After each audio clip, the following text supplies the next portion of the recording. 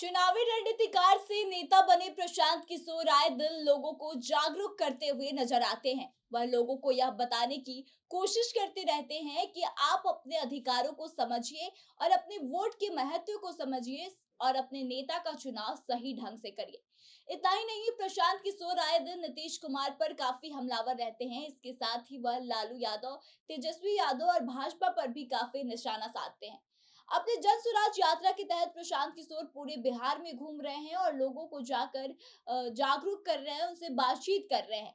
साथ ही सरकार की नीतियों के बारे में भी समझा रहे हैं कि सरकार किस तरीके से काम कर रही है और सरकार को किस तरीके से काम करना चाहिए। इसी क्रम में जन स्वराज को लेकर के प्रशांत किशोर लगातार मधुबनी में सक्रिय नजर आ रहे हैं। यहाँ वह लोगों और पत्रकारों को संबोधित कर रहे हैं। इसी दौरान राजनीतिक रणनीतिकार प्रशांत किशोर ने नीतीश सरकार पर जमकर हमला बोला है और उन्होंने कहा है कि बिहार में बालू खनन, शराब के धंधे के साथ साथ प्रशासन पर भी काफी बड़ा सवाल है और कहा कि हमें जात पात हिंदू मुस्लिम करने वाली सरकार नहीं बल्कि गुजरात जैसा विकास चाहिए। तो आइए आपको पूरी बात बताते हैं, लेकिन उससे पहले नमस्कार, मेरा नाम आत्मजा है और आप द बिहार प्रोजेक्ट देख रहे हैं। दरअसल जन स्वराज यात्रा को लेकर प्रशांत किशोर लगातार मधुबनी में सक्रिय नजर आ रहे हैं। यहाँ वह लोगों और पत्रकारों को संबोधित कर रहे थे। इसी दौरान राजनीतिक रणनीतिकार प्रशांत किशोर ने नीतीश सरकार पर जमकर हमला बोला है और उन्होंने कहा कि बिहार में बालू खनन, शराब के धंधे और प्रशासन बेलगाम है। कोई काम बिना चढ़ावे के नहीं होता है।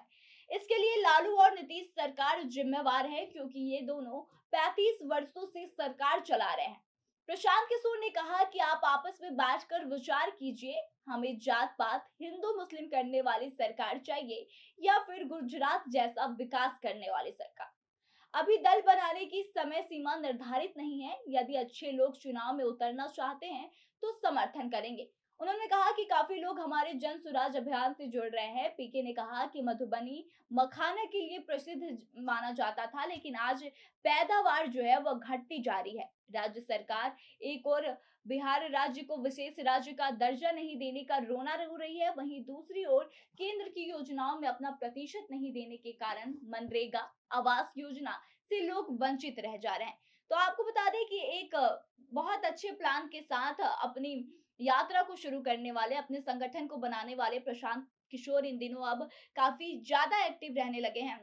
दरअसल आपको बता दें कि जन स्वराज उनकी अभी पार्टी तो नहीं बनी है, लेकिन कहीं ना कहीं यह अनुमान लगाया जा रहा है कि 2024 से पहले वह इसी पार्टी के रूप पर सबके सामने प्रोजेक्ट कर सकते हैं, क्योंकि अब जैसे जैसे चुनाव नजदीक आएगा वैसे वैसे प्रशांत किशोर की तैयारियां भी तेज होती जा रही है। दरअसल आपको बता दें कि अब तक इस अभियान के तहत प्रशांत किशोर के कई सारे अच्छे अच्छे अधिकारी आईएएस आईपीएस तक जुड़ चुके हैं। इसके साथ ही आपको बता दें कि हाल ही में भोजपुरी इंडस्ट्री की मशहूर अभिनेत्री अक्षरा सिंह ने भी प्रशांत किशोर की पार्टी जन स्वराज को ज्वाइन किया है और उन्होंने अपने मोटिव को क्लियर किया है कि वह समाज में सुधार लाना चाहती है। उन्होंने इस बात को बताया कि उन्हें प्रशांत किशोर की आइडियोलॉजी काफी प्रभावित करती है और उन्होंने बताया कि केंद्र में मोदी जी अच्छा काम कर रहे हैं, लेकिन एक नए आइडियोलॉजी की जरूरत है, वह प्रशांत किशोर लेकर आ रहे हैं और अगर प्रशांत किशोर चाहेंगे और उन्हें मौका मिलेगा तो वह 2024 में लोकसभा चुनाव जरूर लड़ेंगे।